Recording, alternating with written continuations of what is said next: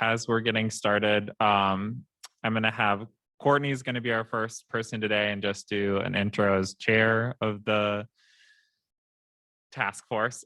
And then it'll bounce back to me and I'll do some housekeeping with you all. We'll start with a warm up to get us going. And then we'll have two presentations today, which I'll describe in more detail in housekeeping, and then we'll close up. So today should be, I think, pretty dynamic. And I know a lot of folks were excited about today's presentation. So we'll get it started with Courtney.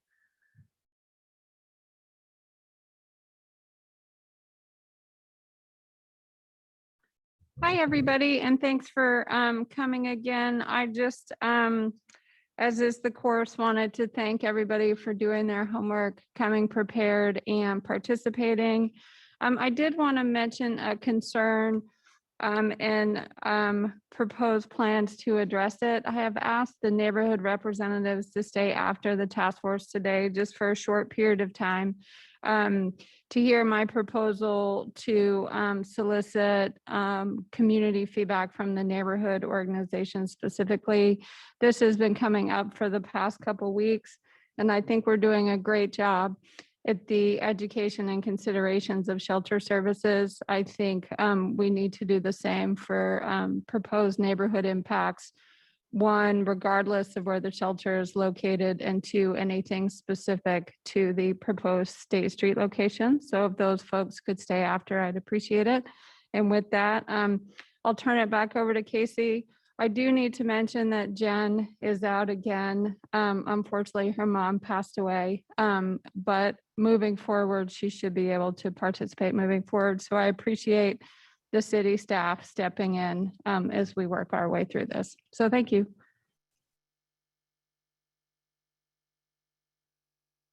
Great. Yeah, so as you heard, unfortunately, you're stuck with me again for today, and we will try our best. But as Tom told me, he has low expectations, so anything I do is going to be great. And you do all have Jen's email address, so I would encourage you to think about if there is something that you could send Jen's way to let her know that we're thinking about her, and we'll do something internally as well. For housekeeping, one is we have a couple of special guests with us today. So you maybe saw Annie's face pop up on the screen. That is not Annie, that's V Black. You all know her. Annie from Corporation for Supportive Housing is going to be delivering some analysis that we commissioned for this task force that will move through what are the numbers quantitatively around our shelter system and how it scales to our size of community. And we also have two other folks that are coming in from the Boise Police Department today. So we have Lieutenant Mike Hill, who is from the Community Outreach Division, that will be giving a presentation in collaboration with Sarah Busick, who is coming from Our Path Home Connect, but will be speaking on behalf of Our Path Home Outreach, which you all have heard about in one of our other weeks. And then we also have Haley Williams here, who works in communications for the Boise Police Department off to the side. So just wanted to name the new folks that we have in the room. In addition, as you saw Bee's head pop up, she'll be participating virtually today, as will Rebecca Lemons, who's participating on behalf of St. Alphonsus. They have particular rules in place for their organizations that prevent them from participating in person with COVID. So with that, COVID-19 guidance is continue to wear a mask while you're inside. Try to do a tiny bit of distancing, as you can tell by our incredibly awkward layout within the room. We decided to get y'all facing each other again, just to get some more connection, because I think we're moving more towards conversations. And the other thing that I'll say about COVID-19, when we hand you a mic, please keep your mask on and just like push a little bit harder through. Other things is that for the partnership statement. So last time we asked y'all to jump up and sign that. Rebecca is online and we're missing her signature. So to get it over to her, we want to have everyone sign it and then turn it into a PDF so she can add her signature electronically. The folks that we are still missing are Elaine, Tom, Serena, Hillary, Stephanie, Katie, and Jeanette. So Jeanette will be part of our virtual. So if you haven't had a chance to sign that, please jump up and sign that today. And if you're having hesitations about signing it, talk to me afterwards. We will also be reminding you that we have the facility criteria workshop session. We're going to stay after around another 30 or minutes, or last time we stayed another hour, had a conversation about the feasibility criteria. We're continuing to collect information about those and moving towards using the information that we collect from you all in terms of feedback and adjustments you'd like to see to answer our frequently asked questions, so that we're making sure that we are getting as much engagement on those feasibility criteria as possible.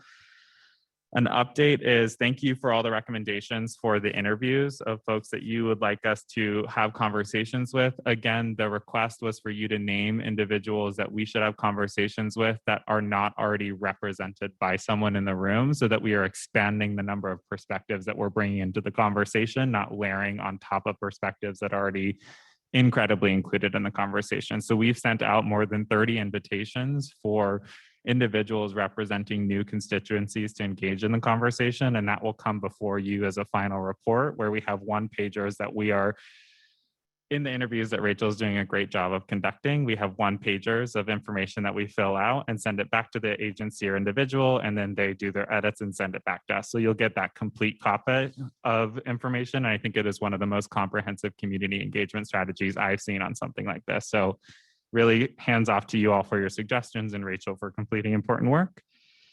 And the last thing is, so August 23rd is our due date on those. So you'll get those right as homework for week 6. So before we begin conversations about location and feasibility. Yep. And then the last thing here, so the question was, when will they get those for folks online? Remembering that we have people on Zoom, sorry.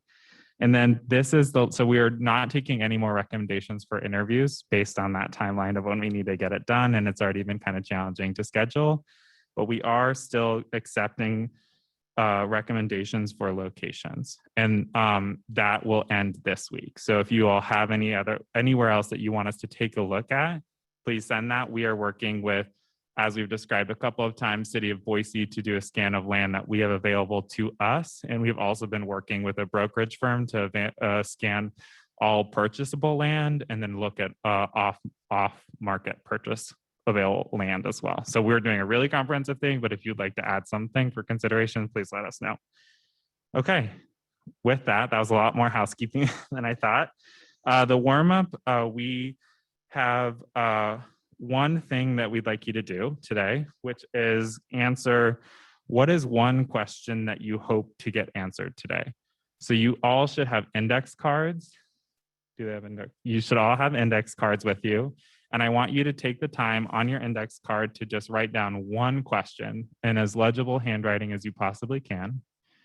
What is one question that you want to get answered today? And I'd be remiss to not take this moment. Joe and Tammy are also missing today. They had a complication with their dog this morning and were unable to make it for today's presentation, but we will be following up with them.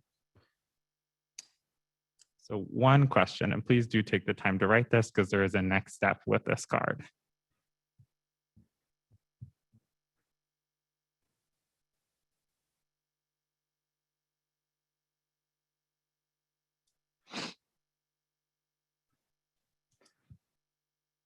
And then normally we aren't so diligent on this, but when you're done with your card, you have a question written because everyone needs to have at least one question down. If you could raise it up to signal to me, because we're going to do something a little bit different. And so if you could signal to me that you have your question ready, that someone else will need to see. So make sure you have a question written down, or we're going to leave somebody out of the next step. A pen?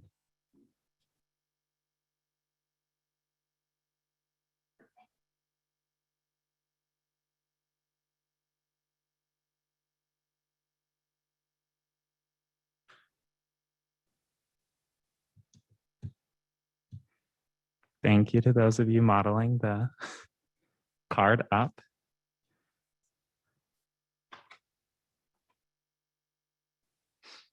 Used to be a science teacher in Nicaragua for 3 years. So this is reminding me of classroom settings again, like, yes, kids, raise your cards. All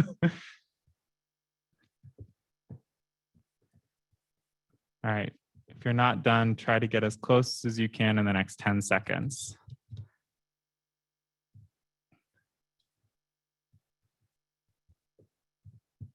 All right. 5,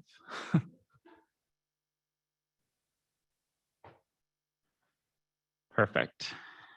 So now what we're going to do is you're going to take your card and you're going to give it to the person to the right of you.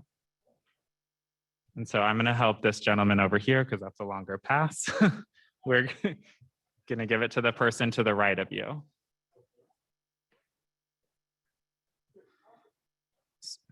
So the point of this, right, is that we are working in collaboration. And part of working collaboratively is we have to start to understand how other people approach problems or issues and how that's going to help us and how we're going to have to work with them. So what we're going to ask you to do now on this same card is, with the card that you have, can you come up with an answer of how that question and the answer to that question would help you in your role as a task force member? So we're not asking you to answer the question.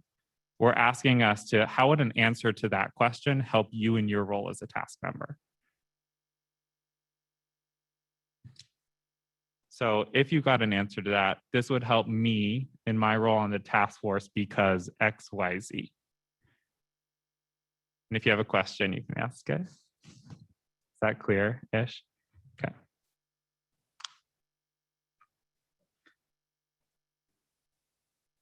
Yep, and you can just do it on the same card. You can write it on the back or write it on the front.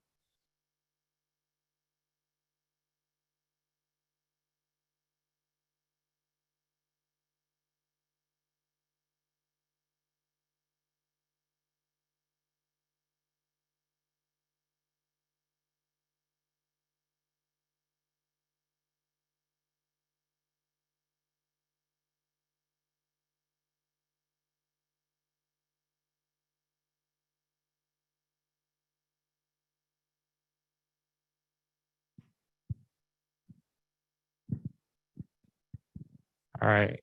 And then I'm just going to ask one person. So keep writing, but I'm going to ask one person to share. What was the question and how would it help you respond to your role as a task force member? So is there anyone comfortable sharing the question that they got? Come over here. The question was, how does Idaho keep track of homeless populations?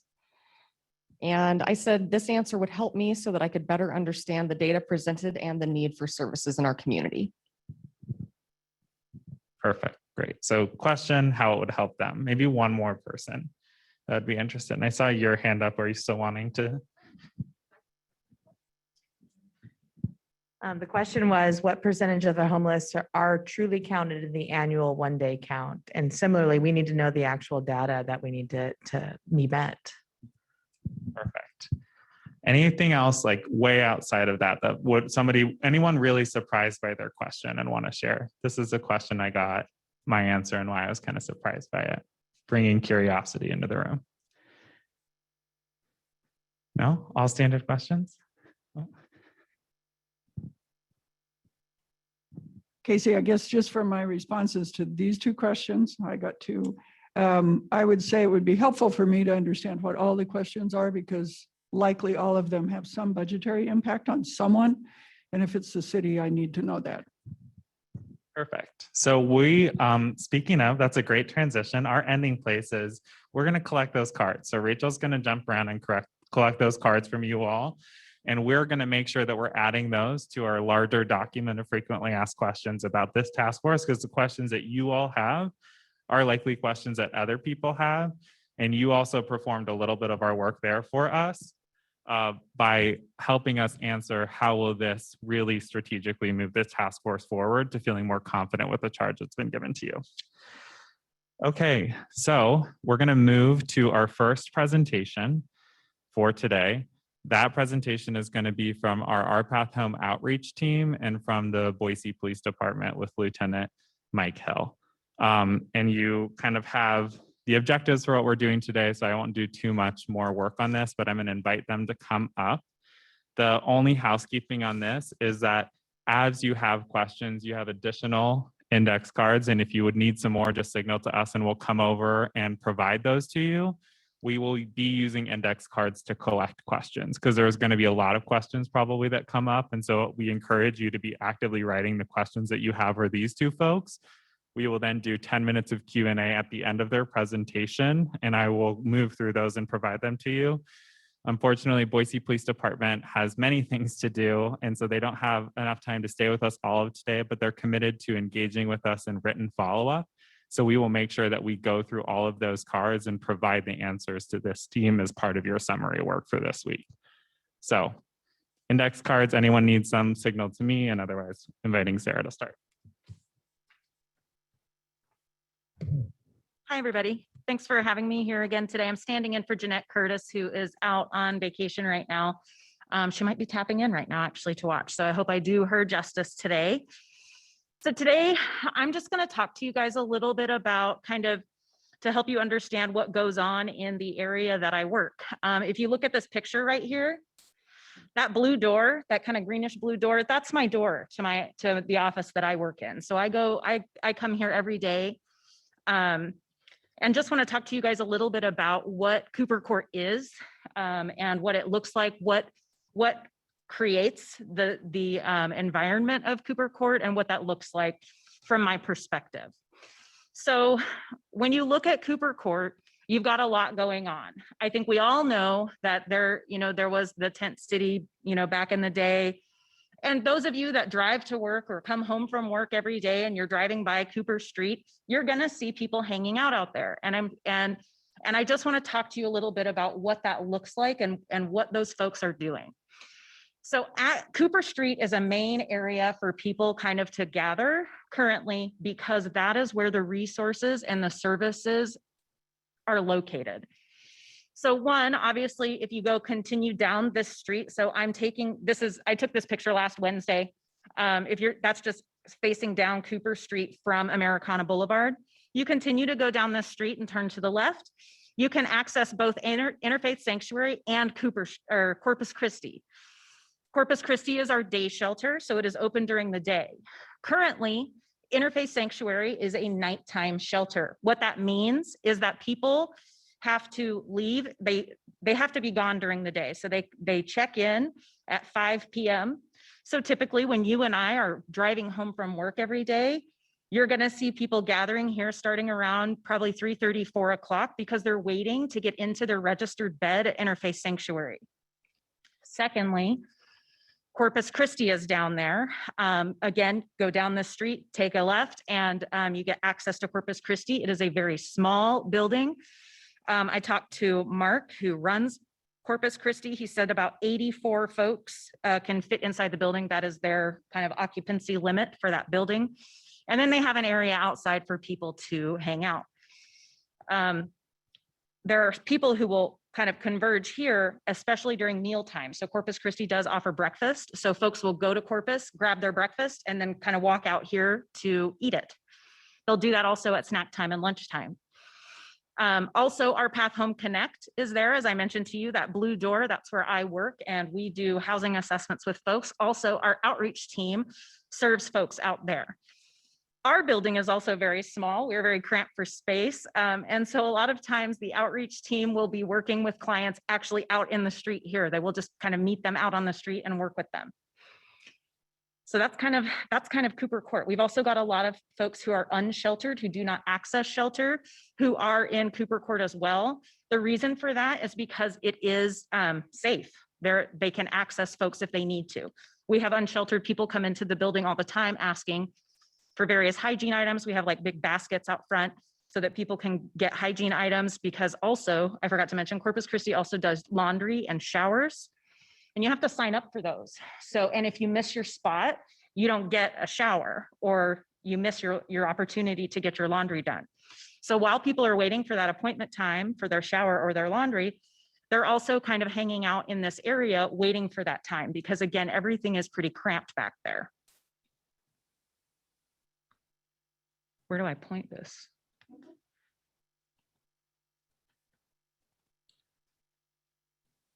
Okay, so I just wanted to show you, these are pictures that I took these are just from the internet from when Tent City was very active. And this is what a lot of people recognize Cooper Court to be somewhere where people gather, set up tents, sleep, do drugs, all of those things. And if you could do next slide, Rachel. So this is last Wednesday. Now, I didn't do this for any reason other than I was sitting down to create my presentation and I was like, I wonder what it looks like out there right now. So this is about 1:40 last Wednesday. As you can see, so that first picture is after you turn left. So on the right there, that's the entry gates for Interfaith Sanctuary. And if you continue down that back alley where you see that car, to the left is Corpus Christi. Okay, and then that next picture is actually inside. I walked right inside the gates at Interfaith Sanctuary to show you guys where they have their cooling space for folks right now, because we don't have enough space right now for people to be during the day. So what Interfaith graciously did was they set up big covers and then they put like misters out and to have a place for people to cool off. And then that last picture is to the left there, that is Corpus Christi. So that is where people are gathering during the day. Currently, Corpus Christi is our only day shelter space. That is true day shelter. Again, as I mentioned, they have about 84, they have their occupancy limit inside is 84 people. With all of the items in there, I wouldn't imagine that you can fit 84 people in there, because they also have a large, like a clothing area, like a clothing closet area, but it's expanded into their main area instead of being in a back office. They also have a computer space for people to come in and use the computers. And then again, that laundry facility and showers. When I talked to Mark, he said that occupancy is 84. And then he said, typically there's like 60, maybe 60 people outside of the building, sitting outside gathered there. I just want to share with you though, that at our highest census at the warming shelter was 190. So, I mean, just doing the math, you can see that there is just, we're so cramped back there. The current plan for Interfaith is to have folks participate in day shelter at Interfaith. So people coming in, there wouldn't be that same traffic of people coming and going in and out of the shelter the same way there is right now. Currently, you guys did see the data on why folks remain unsheltered. I don't really have anything to go over that with you. That's just something that we use to identify ways that we could maybe create a better shelter that would get more people to come into the shelter. I don't think that there's any reason to judge or talk about the reasons that people choose not to enter shelter. Those are just the facts. Anyone who comes to see us and says that they aren't accessing shelter during a housing assessment, we just ask them why, so that we can learn from that data and make decisions moving forward when we have the opportunity to create a better shelter environment for our folks. Also, when you come out to Cooper Street, you may see lots of folks. We have a lot of partners that we work with within the Cooper Street area. So obviously we work with the Boise Police Department, the Department of Health and Welfare, which is going to include things like CPS, mobile crisis. Oh, thank you. So mobile crisis, they're a mental health first responder that works for the Department of Health and Welfare. We also have mental health partners. I don't know if you guys remember or not, but Jeanette's team, the outreach team, has created a really awesome partnership with Human Supports of Idaho. We actually have a mental health professional that goes out with the outreach team to try and get clients connected to mental health services. So you'll see that going on out there. And then we do have the Ada County paramedics coming out periodically for people who may feel that they need some sort of medical care. So those are all partners that we work with pretty consistently with our folks who are unsheltered. And a lot of times those folks are they're at Cooper Street. They're hanging out there because they can get access to some sort of services. One thing that I also wanted to mention here is that more often than not, our homeless population, they are the victims over being perpetrators of any incidents. Typically, they're highly victimized, they're highly vulnerable. So I just kind of want to throw that out there. It's not a dangerous environment to be out on Cooper Street. Those folks are typically, when I go out there are folks sitting on their walkers, in their wheelchairs, people sleeping, people just trying to stay out of the elements and stay out of the way so that they can get what they need. I think that's it. Yeah. And then just lastly, just talking to the point of adapting to a shift in shelter. The cool part about being an outreach team is that we already go to where our unsheltered population is. So if there were to be any sort of shift in the unsheltered population, the outreach team would be able to adapt to that really, really easily. But what we see and what we believe to happen is that that unsheltered audience is going to stay at the Cooper Street area, because many times, more often than not, they're accessing services at Corpus Christi. And so they stay near those resources. So we anticipate remaining in our current service area, but that's not to say that if things do change, we are very well equipped to adapt, because that is what the outreach team does. They go out to where folks who are unsheltered are located. And that's what I've got. Thank you. I'm going to pass it over to Lieutenant Hill now.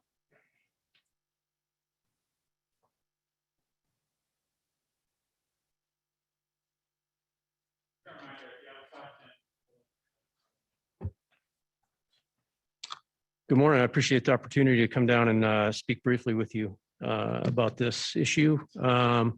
We do have a PowerPoint presentation as well. To give a little background on the Boise Police Department, we're currently fielding around 300 sworn officers in 3 different divisions. Patrol division, which is the people you see generally driving around patrol cars and responding to day-to-day calls. The community outreach division, which I'm a lieutenant in, and our criminal investigations division, which essentially fields our detective units and investigates long-term crimes. As a lieutenant in the community outreach division, we are invested in solving problems or addressing problems, not just in neighborhoods, but in business areas as well. We subscribe to can you go to the next slide for me? With regard to community policing, we're looking to achieve solutions to problems using the following goals. We'd like to build relationships, connect people with the resources that they need, whether it's just general crime solving or crime attention, or some type of long-term solution through social work or other resources in the community, with the ultimate goal of decreasing unnecessary police contacts. If we have to go back to someplace over and over again, it's a waste of not only that person's time, but our time and the city's time. We need to put things in place so that we can prevent those calls from being repetitive and drawing unnecessarily on police resources. With regard to the Cooper Court area and our current, did you have something? Oh. Okay, I got you. Within our community outreach division, our point unit that has the most contact with the unsheltered and sheltered population down around the Cooper area right now is our bike unit. I currently supervise that unit. The unit itself is comprised currently of 6 sworn officers on bicycles. They work 7 days a week, generally between the hours of 6 a.m. and 10 p.m. Initially, when the bike unit was stood up back in the mid 90s, it was initially designed as a park and greenbelt patrol.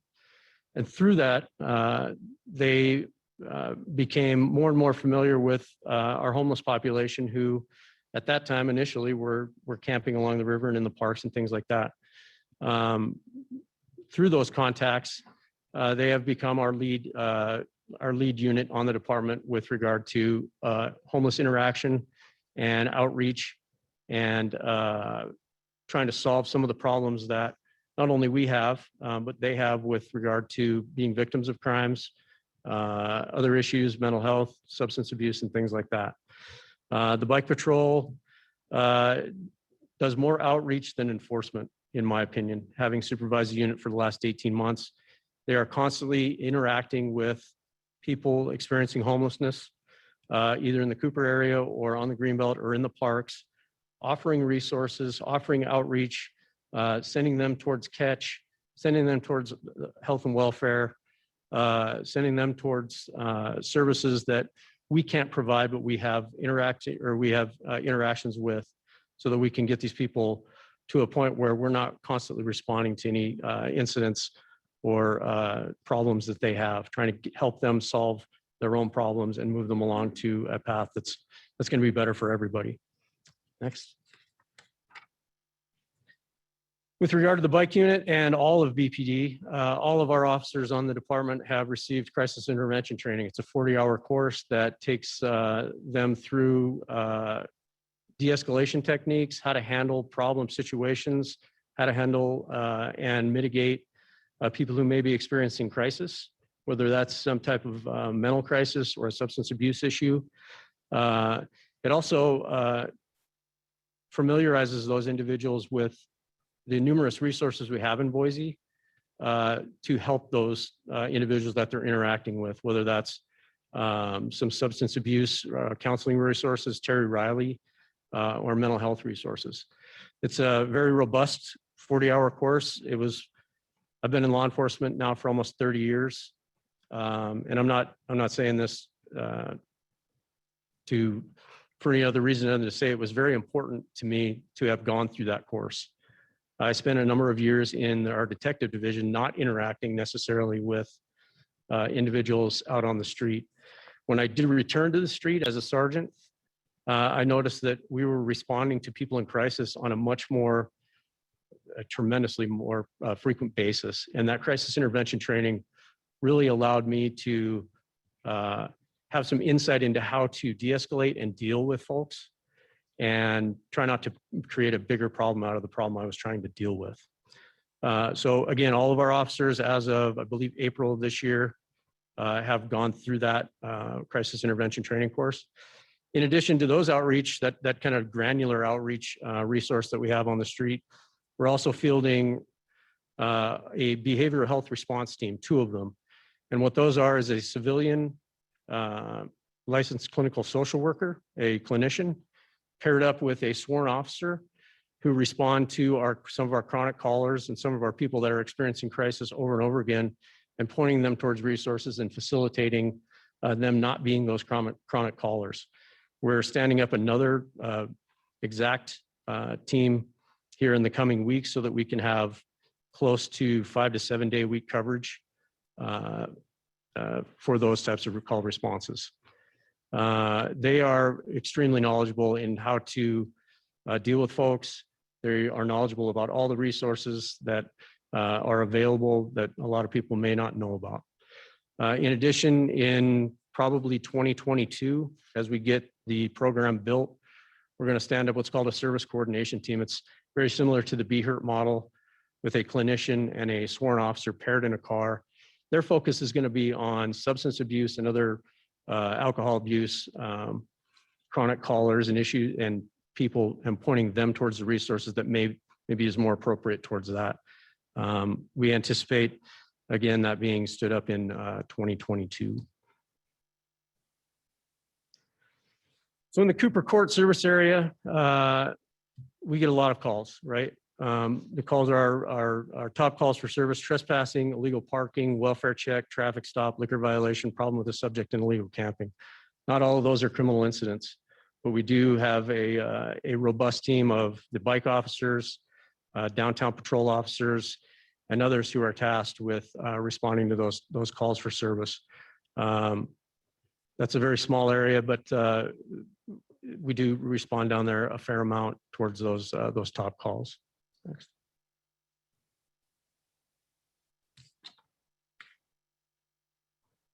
This map shows you our call response areas. We have it divided up into 11 different areas. Looks like 5 on the bench and 6 on the bench and 5 in the valley. Those areas are staffed with officers 24/7 that respond to the calls that occur. We are already staffed and already responding to numerous calls throughout the city. And as we've always done, we'll shift our resources in the event that we have to, and we can shift. We're a very nimble organization to pivot to problems, address those problems, and put long-term solutions in place so that we do not continually respond to that type of stuff. And I think I'm supposed to follow up on the shift for services. Yes. Yeah, the main point with regard to any move, regardless of where it is, we anticipate to see an increase in calls for service to that area. That's a natural flow from an increase in population. We are a nimble organization. We will pivot to those issues. We will address the acute ones up front. The chronic long-term issues, we will design strategies and response plans to mitigate, if not eliminate, those issues. And that's going to be a working relationship with the individuals running the shelter, the community around the shelter, and other resources that we can bring to bear to solve those problems and solve the problems and keep moving down the road. I believe that's it. Any questions for me? Okay. So again, a reminder to raise up the questions that you have, and I'll come and grab those, and I'll just start. If you wouldn't mind staying up there with Sarah, these questions are coming in hot for you guys.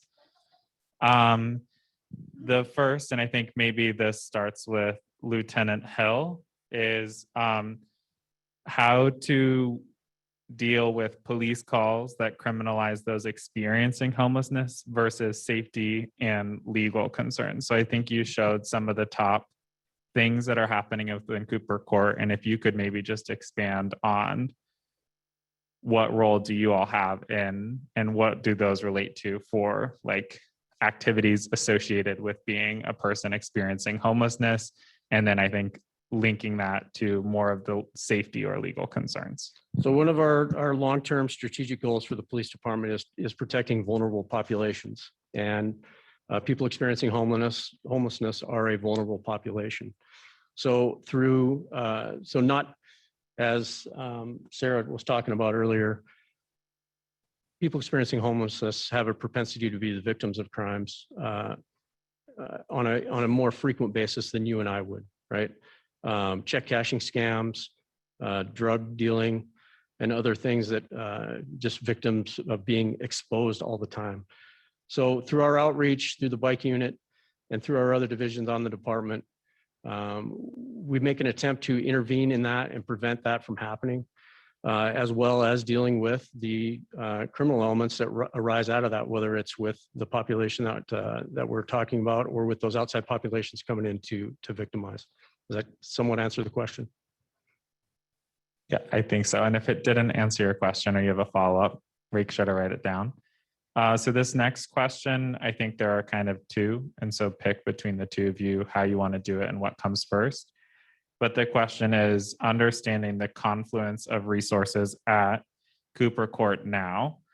How will we, for folks that are in interfaith sanctuary, if it were to move to a different location, what is the impact or plan around the services that were previously walkable to them?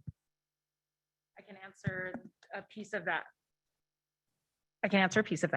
So one, Interfaith Sanctuary has already graciously offered that wherever they are located, they will have an open office space for the outreach team and or the our Path Home Connect team so that we can go directly to clients. We actually do that right now, scaled back a little bit only because COVID has made a resurgence. But when clients are over at the Red Lion, we are in direct contact with those case managers over there, and we're consistently going back and forth. Okay, who do you have at the Red Lion right now? Have they accessed services? Do they have everything they need? Let's get them a housing assessment and let them understand what's available. So in terms of outreach and Homeless Connect, our Path Home Connect, we would go to them and have the resources to do so. Great. And then the next question, I think kind of related to that, is around the unsheltered folks. I think you all addressed the Interfaith Sanctuary Services folks who are involved in shelter.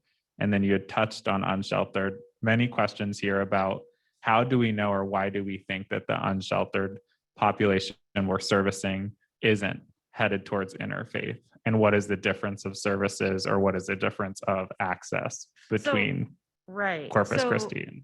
Currently, folks who are unsheltered do not access shelter, right? Like that's the definition. So there's nothing that they're getting currently from interfaith. So they have no reason to access interfaith. I think there's just a little bit of confusion because both of those locations, like the day shelter Corpus Christi and interfaith, are right next to each other. Our unsheltered population is going to continue to access Corpus, and they're going to continue to be on Cooper Street. And in the parks where they currently are. Relocating Interfaith is not going to change that in my educated guess. We obviously can't tell the future. If we could, then we wouldn't even be having this meeting, right? But Interfaith is exclusive of Corpus Christi in terms of who accesses which service. So, that's kind of my answer there. I believe they're going to stay where they are because they need to access Corpus for showers and laundry and food, first and foremost. Okay, thank you. Next question, and I'm going to ask both of you to talk about this a bit. A couple of questions in here about the larger shelter system. So this process is explicitly focused on Interfaith Sanctuary and their proposal for a new location. Do you have other shelter systems? How does your team interact, or is there a little bit that you can say about the Boise Rescue Mission and their system of shelters and how it relates to either this area or the work that the two of you do? Yeah. So in terms of Boise Rescue Mission, they are a nighttime shelter only. So there is quite a bit of traffic also coming from River of Life and City Light into the Cooper Street area. We serve anyone who needs services from us. And we anticipate that we will continue to serve that population in that area. I think probably almost everyone here is familiar with the fact that Boise Rescue Mission Ministries is literally 1 block or 2 blocks away from Interfaith Sanctuary.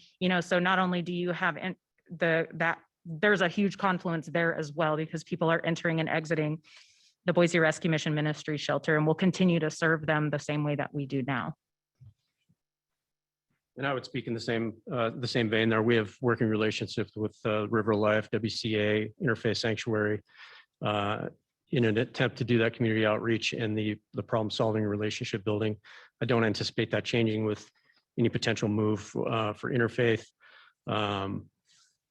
We would continue, and we will continue to staff appropriately wherever those issues arise and address those problems. And I'm going to have you stay right there for a follow-up on that. This question is, so I'm going to put it into context. Will a move to any area outside of, right now, Interfaith is in district, whichever one you told us. Right. It moves to district, different one than that. Will the response times change not only for the individuals experiencing homelessness, but the community and the services that they access from you or other emergency responders? No. We're nimble, we can pivot to that. We would do an evaluative process of the problems that we're experiencing in that new location if they were different than the ones we were experiencing previously. Do an analysis of those, come up with solutions, work with the shelter operator, the neighboring communities, and all the resources that we can bring to bear, and respond appropriately to those so that we can mitigate any future issues. Okay. Thanks so much. For the sake of time, and because we also have a second really impressive presentation for you today, I know we haven't been doing this, but if you want to clap for them and say thank you so much, up to you. And like we said, we will continue to collect questions that you have that you'd like either explicitly answered by our outreach team or the Boise Police Department. We will continue collecting those, and then we will come back to you in written format with answers that we have for all of those things. Thank you guys so much. And now we're going to move on to Annie. So I'm going to let Annie do an introduction of themselves. If you need to stand up and shake it off in between, take a second to do that now while Annie's jumping onto screen. Annie works for the Corporation for Supportive Housing. We work with them out of Housing and Community Development right now. We are in a larger project to do a permanent supportive housing steering committee where we are looking at doing some of the things that you've heard about, including developing a long-term plan for increasing the number of units in permanent supportive housing that we offer in the city of Boise to address long-term need. But for this, Annie worked with another consulting firm, Agnew Beck, and our homeless management information system, where we currently keep all of the information as federally required about the population that is entering into homelessness and the services we provide them. They've done a deep scan of this, and they're going to be presenting to you today about what is the capacity of the shelter system in the city of Boise. So Annie, are you on there? Yeah, I'm here. Right now, I'm having a hard time coming off camera. So I don't know if Rachel's able to make it possible to do that. We're going to work with that on IT. Can you share your screen for your presentation? Trying to right now. So let's see. One sec here.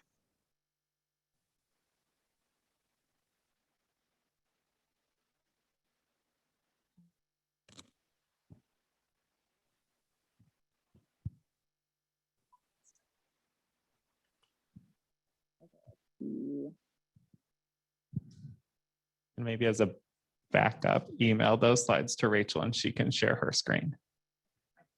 Yeah, Rachel has them. So maybe Rachel, you can just pull them up. I'm having a hard time with my security and privacy settings, I guess. Sorry about this. Thanks guys for being in it with us. Yeah. Sharing virtually. Let me try one more time.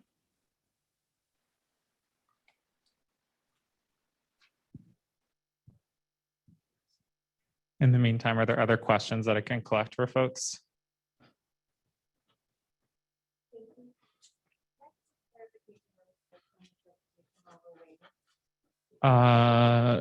Just we operate as a day and night shelter.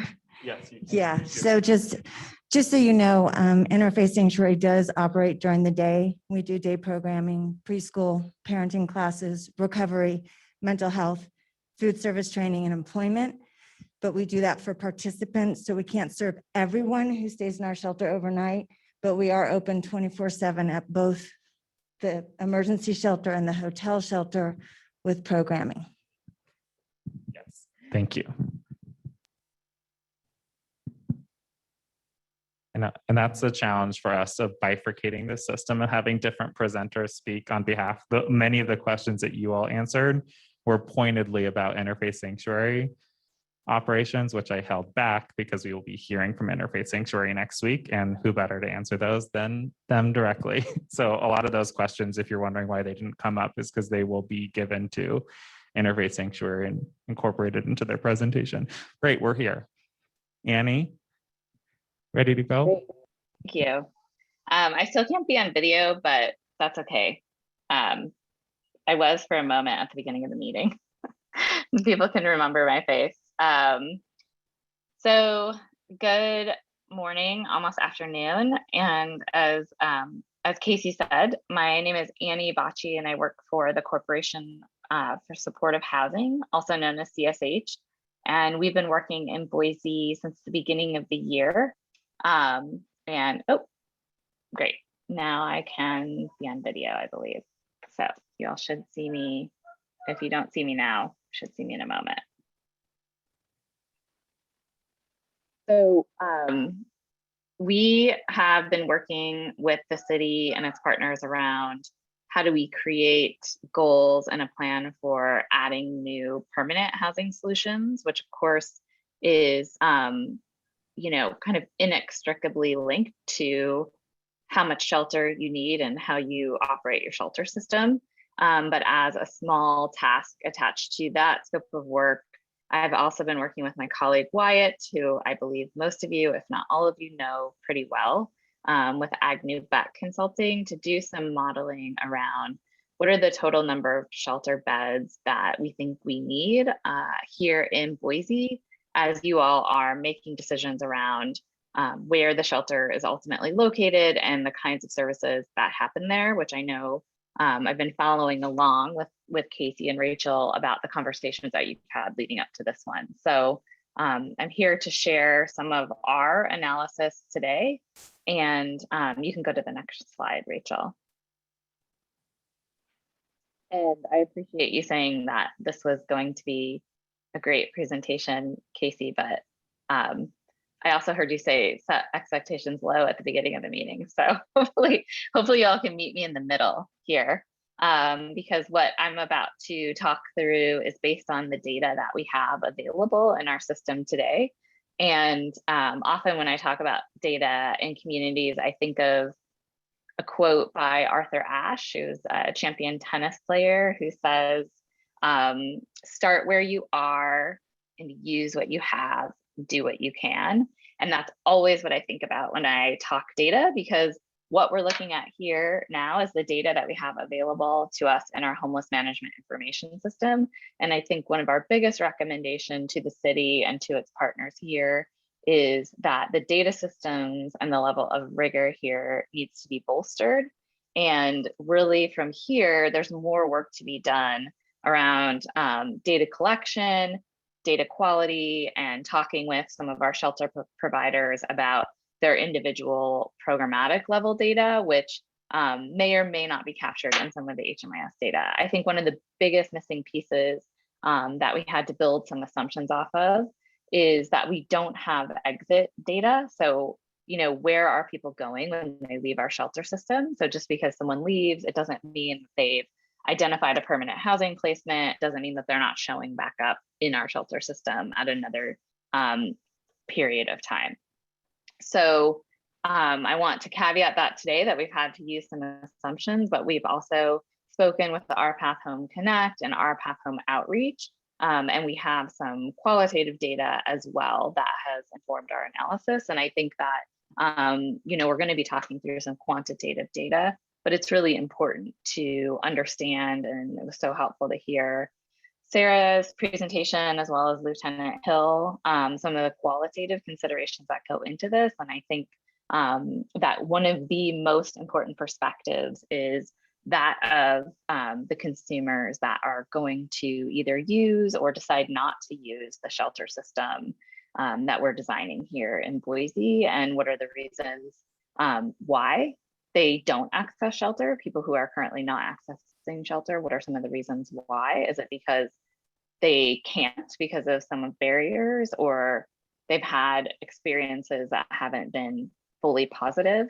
And so I think that this is probably likely included in some of the outreach Rachel and Casey are doing, but that's important, and it's not a one-time thing. When you look at collecting this kind of qualitative data, that you want to be constantly including the experiences of people that we're serving. As we were reminded today, a very vulnerable population, that is a constant feedback loop that we have in our data here. Go to the next slide.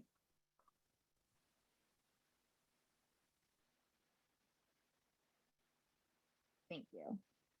I also want to give the caveat that there are some special populations that we want to make sure we consider in the build out and design of a new shelter and a new shelter site. And that is those experiencing unsheltered homelessness. Those are not, you know, as Sarah said, kind of by definition, they're not showing up often in our homeless system data. They're certainly not showing up in our shelter data. And so point in time count 2020, which was really the last sort of robust point in time count that we had due to COVID, showed 83 individuals. I think it's pretty widely accepted that that's often an undercount by as much as 30%. So take that into consideration when you think about unsheltered individuals, including families, up to 150 families, we think, through coordinated entry data. And that we think maybe almost half of those families would access shelter if there's lower barriers. But I want to make sure that this is considered as part of capacity planning, because as you make shelter lower barrier and you include the kinds of services that I know my colleagues from the National Alliance to End Homelessness shared with you in the last session, you may have more demand on your shelter, more people willing to come in to participate in shelter. And this is a population that has experienced a lot of trauma and is a highly vulnerable population. So you want to make sure you're considering not just bed capacity, but services for this population. And then also youth and young adults experiencing homelessness are not going to be included in some of these numbers that you have here. But this is, again, an extremely vulnerable population experiencing homelessness. And there are often services and safety considerations for this population. We think this number could be as high as 100 youth and young adults based on Department of Education data available to us. So I did want to mention these up front before we went into the deeper analysis. You can go ahead, Rachel. You can go to the next slide. One more. Okay, so this is looking at our current shelter capacity. Many of you might be pretty familiar with this in terms of the number of beds available on a given night for a particular population. And we are operating some additional shelter or auxiliary shelter that I believe was stood up as in a response to the COVID-19 crisis. That is representing about 142 beds. My assumption, as far as I know, these are planned to be temporary crisis beds, but they may be part of our system for some time. And so as we think about the types of population and the beds that we need, we can think about how we might want to continue to use that space for as long as it's available to us. And so again, it's important to consider our shelter capacity for single adults and families with children separately. All communities that I've worked in have an overflow shelter capacity when you think about climate, and it's both extremely hot weather as well as extremely cold weather. Air quality considerations are something that we're all dealing with in the West too. And so we have that overflow ability reflected here too. So 603 beds is our capacity without the additional shelter at Red Lion, which is now at 142. And go ahead to the next slide, Rachel. So what we wanted to focus on here is what is the average shelter usage based on like the number of beds that are occupied. And so, you know, there's peak demands, there's times of lower demands. And so in our analysis over the last 3 years, we looked at the average demand over the course of a year or on a given night over a year. And what you'll see here is reflected the total number on the bottom. But what I want to mention here is that this analysis is based on beds, not people. So again, as I mentioned at the beginning, this speaks to the number of beds that are occupied. It doesn't speak to whether or not there's a population out there that has a need for a bed and one isn't available. And it doesn't speak to if there would be more people willing to come in and utilize a shelter bed if there were lower barriers in place or different kinds of services. And so that's what I want you to keep in mind when we talk about bed capacity versus the need on the people side. So go to the next slide. Okay, so this is what we were looking at in terms of the shelter demand. And you can see the shelter demand is kind of on the left-hand side of this image and the shelter capacity is on the right. And all the way over, the first column on the left talks about if we could get to a place in our system where we had a goal of a 30-day length of stay in shelter. Right now for both families and individuals, our length of stay is more than double that. And again, how you get to a shorter length of stay is by making connections to permanent housings and creating real exits for people. And I think if nothing else, this data can help us make some decisions on the system level rather than program by program. So when you look at the shelter demand, if we can get to that average 30-day length of stay by creating more exits or more throughput in our system, we can keep that demand lower because more people can use a given bed within a year. But we also wanted to make some assumptions around what would peak demand look like. So this is for, this is when we're thinking about, okay, we want to plan for making sure we have the most number of shelter beds we could possibly need in our community.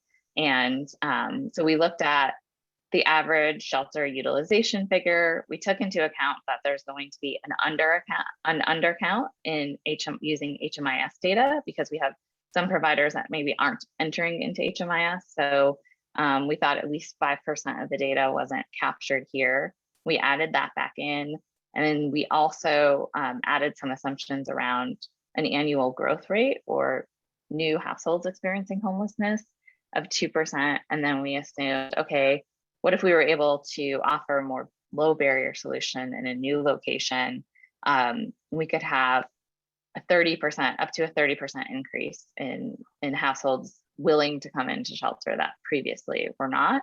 And so that's where you see, those are the assumptions that went into this peak demand column, second from the left, which takes us to this 579 number, which is bumping up against our current capacity, but not quite tipping us over. And then again, it's important to think through the different kinds of populations.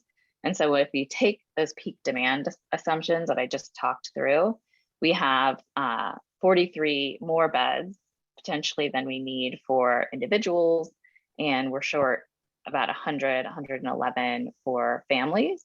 And so this is something that's interesting for you all to consider in siting a new shelter in terms of how do you use your total number of beds differently, potentially, or for different populations or programming.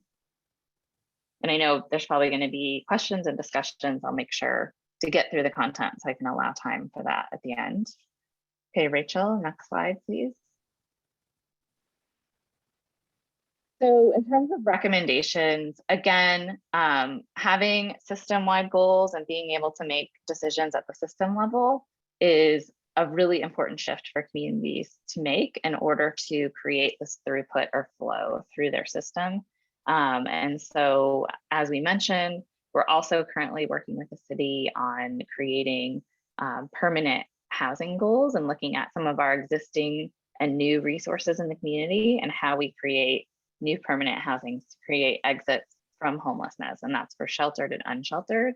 And so, you know, if that average length of stay of 30 days or less sounds like, is this an achievable goal in our community? Like, where are people going to go? I want to just anchor that here and some of the 5-year goals that we're talking through now with the city, including annually adding 87 units of permanent housing, permanent supportive housing for individuals, 21 units of rapid rehousing, and then some diversion, which I know the National Alliance spoke with you all about as well, is like, can we keep people in their housing situation before bringing them into the homeless system?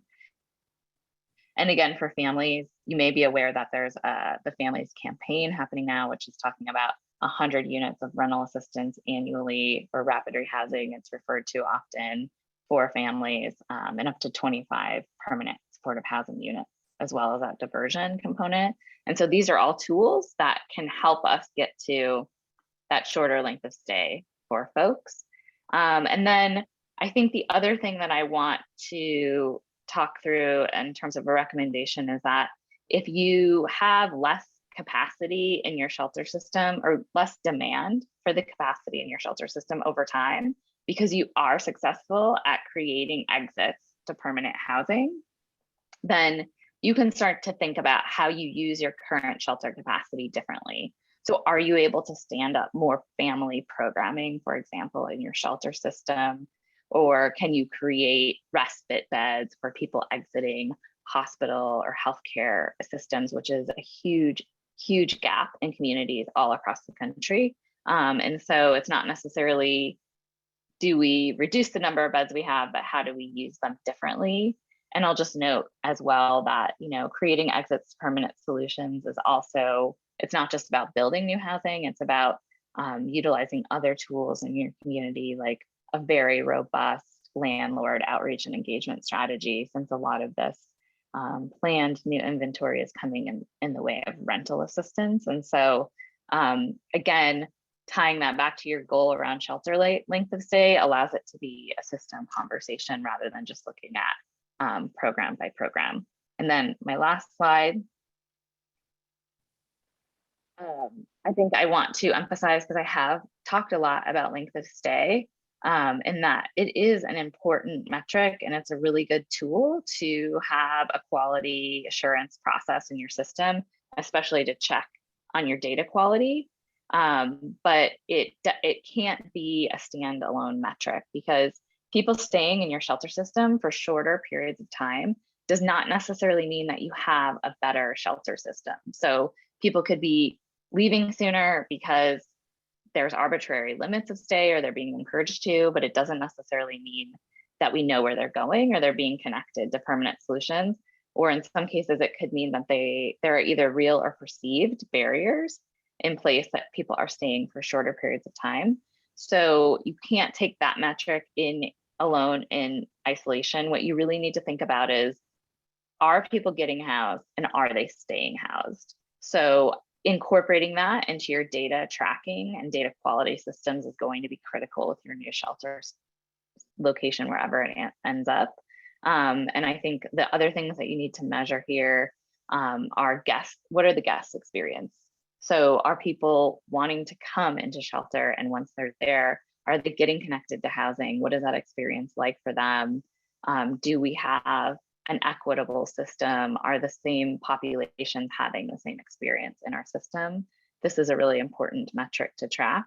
And then there's going to be a lot of capacity building that has to happen as we make some shifts in our system around what does a housing first shelter system really look like? What kinds of impact does that have on our staff to be serving a population that's more vulnerable, might be coming in with more trauma?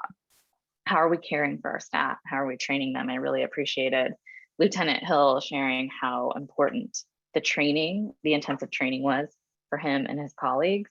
And I think we need to think of that for our shelter staff too. Oftentimes people working in our shelter system have had a lived experience of homelessness themselves. And so it can bring up a lot of trauma, and we need to make sure that we're caring for our staff throughout this process. In closing, I know that there's a lot of conversation and a lot of focus that this group has to have around where the new shelter is located. And I think that, I'm often asked, like, what's the best kind of shelter? Where should we have it? Should we have a big warehouse? Should we have smaller sites? And I think that what I want to emphasize is that the kind of shelter you build or where it's located matters a lot less than 3 critical components that every shelter needs to have in order to work. And that is that it's low barrier, that it treats people with dignity, and that it creates exits to permanent solutions. If you have those 3 things, I think that's more important than where the site actually ends up. And that's what will determine whether or not we're able to successfully move people through our homeless system here in Boise. And I've shared these with Rachel, and so Rachel, you can share them with the group, but happy to pause now and open up any discussion that we need to have. Great. Thank you, Annie. And we'll stop sharing, but we might pull them up in case they come back to this. So a reminder, if you have questions, throw them up so I can grab them. We're going to start with the first one. I don't know if you know this, Annie, but the city of Boise has a housing crisis. What kind of impact is the increase in housing prices in Boise going to leave on average and peak demand in Boise shelters? So I would expand that beyond just housing prices, but also rental vacancies, the many things that you all are pretty intimate with. How is that going to impact our shelter system? Well, I think that the way we've modeled it is that it'll impact the growth. So the number of people experiencing homelessness coming into your system. And I think that's a little tricky because people who lose their housing because of a housing crisis often don't end up in the homeless system for quite some time, if at all. And so you want to make sure you're using other tools available to you, like emergency rental assistance for families that are evicted or lose their housing right away, or households. So again, that's kind of like a diversion tactic. Like, how do we help people before they have to show up at the door of the shelter? But I do think it will impact inflow into your system potentially, and it can also impact length of stay. And so it's harder to get people out, especially if you're having to look for a housing unit for a long time to use rental assistance or a voucher.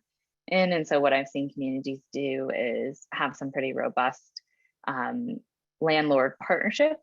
Also, there's ways to create things like bridge housing or master lease, other kinds of facilities in order for people to be able to get out of shelter, get a higher level of stability while they're waiting to find that permanent unit. And this is a great tag into some of that landlord stuff. This question is, peak demand is mostly families. And I think what I'm hearing from that is the peak demand gap is mostly families. If we find 300 family units, as is being sought, how will that affect demand? Yeah, I mean, I think that I think it's going to have to be sort of a feedback loop in terms of we need to know better, like what is the inflow of families every year, but I think it could potentially have the impact that you might need less beds over time in your shelter system for families. And that's something that's going to happen over a multi-year process as you're able to house 300 families. But I think, you know, the shelter system is going to always have to have a capacity for families who are kind of in that really low income range that could experience a housing crisis and need to be somewhere safe. But I think that you do have the potential, especially with adding the kinds of resources you're adding now for families, to impact the demand on shelter for families by creating more permanent housing. Great. And then this question, do the 83 unsheltered overlap with the 100 unhoused youth? Essentially, yes. I think that I wouldn't, this is just based on my sort of expertise and having worked in the field in a lot of different communities and worked a lot with youth and young adults experiencing homelessness. I don't think the overlap is very high because young people experiencing homelessness often will not go to adult shelters for a lot of reasons, mostly because they're not very safe environments for them. And so they'll do things more like stay doubled up, tripled up, quadrupled up. You know, people use the term couch surfing a lot for youth and young adults. They can sometimes stay in really unsafe situations where they might be victims of things like human trafficking. And so we want to think about, you know, how we understand our youth and young adults experiencing homelessness, but them being unsheltered and living on the street, I think is more rare than chronically homeless adults. Okay. We have no more questions, which has almost never happened in my life on a task force. Do anyone else has questions that they want to lift up?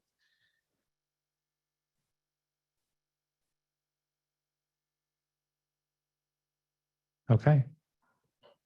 I think we can thank Annie, and I would just caveat, if there are additional questions that come up for you later, we can work with Annie to get those answered. The role that they play is really an expert in the field, not in Boise, but nationally. So I don't know where you're calling in from today, Annie, because I know you're out of office, but I don't know if you're out of state where you currently reside. But Annie will continue to work with us. And this presentation was important for a couple of reasons.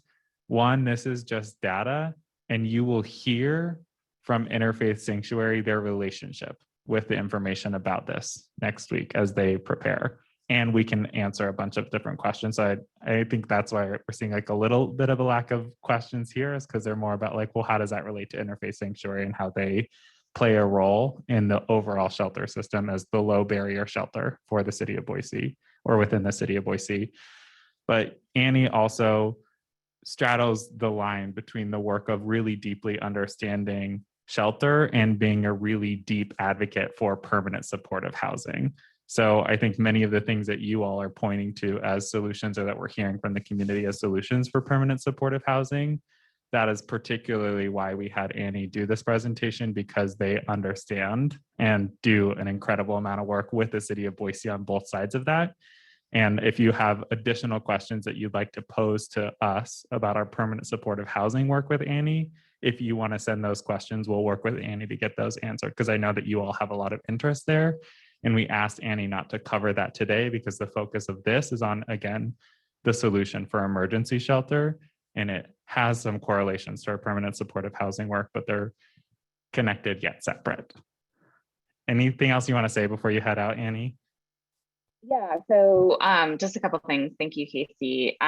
So you all know, because I did introduce myself, but I am physically based in Denver, Colorado. And so our city, my home community, is dealing with a lot of the quite similar issues that Boise is dealing with now around the affordability crisis and a pretty big and kind of explosion of our unsheltered homeless population. And so shelter does play a critical role in that, in addressing that.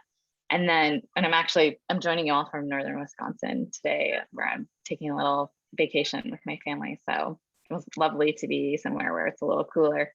But the other thing I will say is that part of our modeling, what I shared with you from our modeling is also a more dynamic tool that we have in Excel that we will share with the city and the city will own after this process. And so as we have updated assumptions around data or we have better data quality around exits and length of stay, we can continue to update that, and it will inform our assumptions around the number of beds we need for what type of population, which the best cities in the country that I've seen, really be able to be responsive in their shelter need are constantly revisiting their data and being able to respond to the demand that they're seeing on a monthly or quarterly basis. And so what's exciting about starting this conversation is that it will leave us and the city with the tools to make system decisions more in real time rather than looking at old HMIS data to make some assumptions.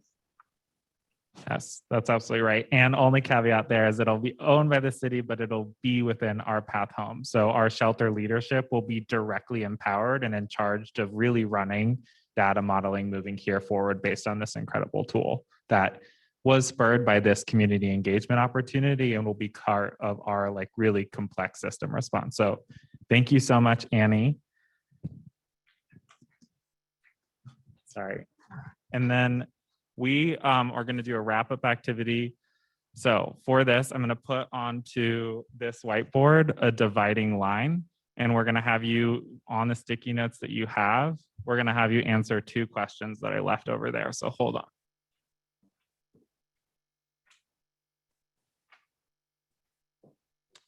So on one side, and that side is going to be the far side over here.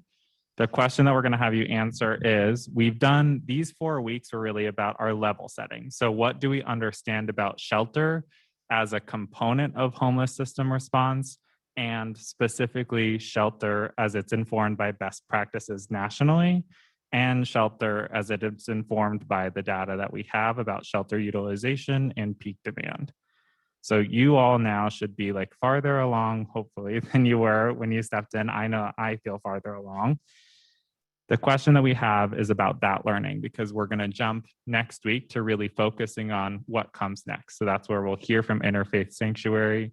We'll then do some work around siting, and then we will move towards a siting workshop. So before we do there, we're pausing to really reflect. And the question is, what, if anything, did you learn that shifted at least part of an initial thought or thinking that you have about homelessness, emergency shelter, or anything related to the topics we've covered? So the idea here is to challenge yourself. The point of learning is to take the things that we're learning and adapt the way that we're thinking about it. You've heard from some of the most predominant experts locally and nationally. What's challenged you to change any component of your thinking as it comes to homelessness? And I would say, challenge yourself to come up with that, because I know Stephanie's been in this system for 10 years and I can already see her furiously writing because we're in a system of learning together.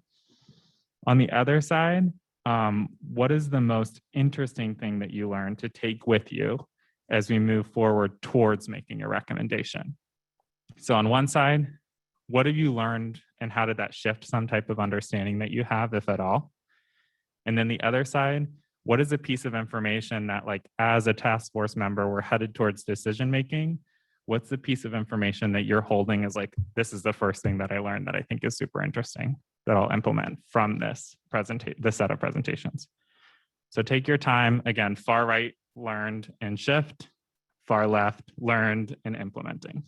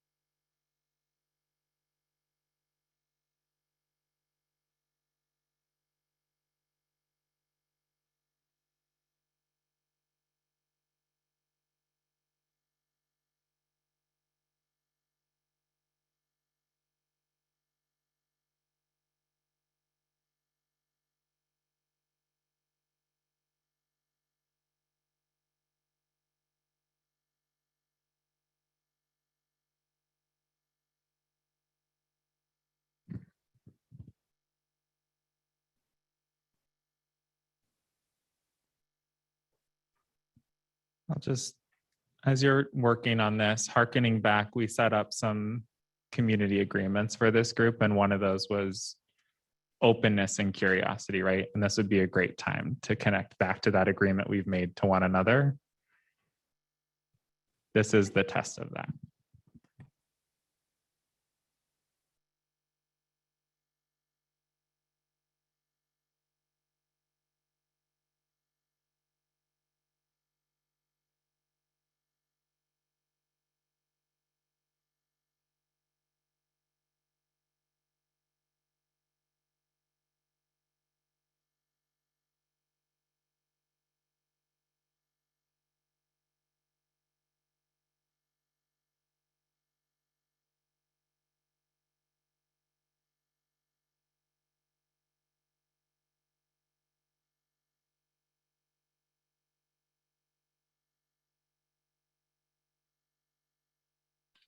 And as folks are finishing up, if you want, either now or after today, you can walk up, and this is a good opportunity also for you to do a scan of one another. What are the things that you are seeing your other participants learning, and how is it helping them increase their understanding of our homelessness system response in Boise? And what are some of the things that folks are hoping to implement? This is kind of like the beginning of your strategy board as a collective that's moving towards the decision. So if you haven't done that yet, please jump up here. And then again, we'll offer if anyone wants to share. And let's start maybe with this shifting. So is there anybody that wants to share something about what's something that you learned and how has that shifted any component of your understanding? We'll go over to Penny.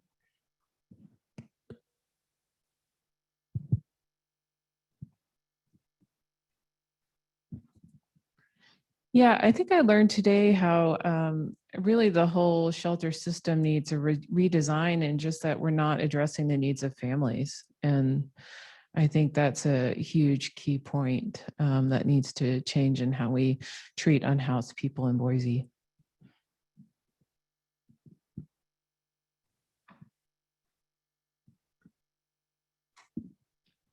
The thing that keeps coming up for me is the concept of low barriers. And we've talked about it a lot, of the need for low barriers to entry into shelters. But as we have more discussions, I keep thinking of that, of low barriers everywhere. And we don't always know what those barriers are, but we've got to find a way to have there be less of them, because that kind of keeps resonating with me. But I feel like it's come up several times and is top of mind for me.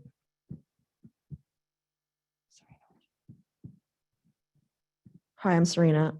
I learned today that we really don't have a true idea of the homeless population here in our town.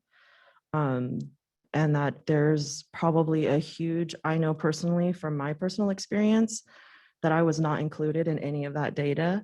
And I was homeless for several years and did not have access to a lot of resources that I wasn't aware of. So that was something I learned, that I was part of a big population that is not being counted for in our numbers. Great. And now we'll just last call for shifts, and then we're going to move to, what are you holding on to for implementation? Steph's got one more shift. So this is kind of related, but I would say that my biggest shift has been, I actually have run shelters in residential communities for 8 years in a previous life, and there weren't really any issues with neighbors. So I kind of came into this being like, okay, like we can fix this really easily because it's not actually going to be a problem. But for me, the shift has been just recognizing that like when we are making a decision this big, it's so important to hear from all of the people involved and for everybody to have a voice to really address concerns, because people have legitimate concerns that we should be able to come up with solutions to, but it's really important for that, for there to be a space for that. So that was probably my biggest shift. Great. Thanks so much for representing change, y'all. And anyone want to speak to implementation? We've learned a ton of things. Anyone want to speak to what they threw up here that they're very excited about and how it relates potentially to what we learned in what week, right? So if we're implementing something we've learned, when did we learn it? What does it look like? I think the thing I've learned, because I end up getting a lot of community outreach input from various citizens, is that this task force is, I think, moving well toward a solution. I think the people here are going to be broadly supportive of that solution, but I'm learning that the community at large is not, and that we still have a lot of work to do to broaden the understanding in the community so that whatever solution we do implement is one that is broadly adopted and supported by the community, and not just one that this group thinks is a good one. I think we'll be more successful in the long run if we can do that, but it's going to be a lot of hard work. Okay, thank you for that. And then we got Sarah over here. And then we have time, I think, for one more, and then we're going to wrap. I think the through line that keeps resonating with me is around a commitment in the Housing First model, a commitment to permanent solutions. That this idea of an integrated system that is full of community partnerships, where that is the ultimate goal that everyone is focused on. And the other little piece of that I really heard today, and I think I just want to echo, is the value of data and the need for deep, robust data that allows us then to be more nimble and flexible in our approaches over time. Okay, thanks. Anyone else want a final one as we shut her down? Hold for a sec. Anyone that we haven't heard from today, potentially? Okay, close this down. I just wanted to share something exciting. I've already been having some thoughts and ideas of other shelters that I'm familiar with and how we can implement that here. And I think one of the other things was that I'm just really excited to get started on actually putting together a plan and seeing what that comes to, how it comes to fruition with all of us. And I'm just really excited about the ideas that I have and being able to share them with you guys once we get to that point. So. Perfect. Great segue for the next couple of weeks. So with that, I just want to remind folks that we're going to take these and document them as we have with everything, because transparency has been key and public engagement is what this process has been and will continue to be. That next week, task force members are going to hear from Interfaith Sanctuary on their current operation plans and the plan for the new facility. So this is really, we're going to hear from a team that runs an independent organization that provides the critical service for emergency shelter in the city of Boise. We're going to hear about how they do the work that they do and why their proposal is the work that they do evolved to a next level for them. So we're going to hear from them, and it's going to be, I think, illuminating and helpful for everyone.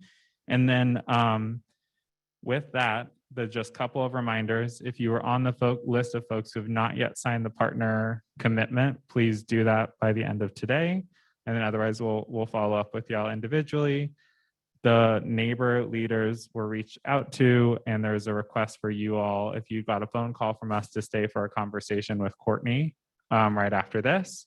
And Rachel and I, again, today are staying an additional 30 minutes to do some criteria workshopping with folks, or we're just unsolicited or unformatted, solicited opinions, not unsolicited opinions. We're soliciting them directly. And that we're going to do that this week. And then we will continue, just as a note for everyone, to hold an additional 30 minutes of facilitated space with Rachel and I after every single one of these sessions moving forward. There's just a hunger for more space to be in direct conversation. So any major questions? Are we good to dismiss for today? Okay, great. Thanks so much, y'all.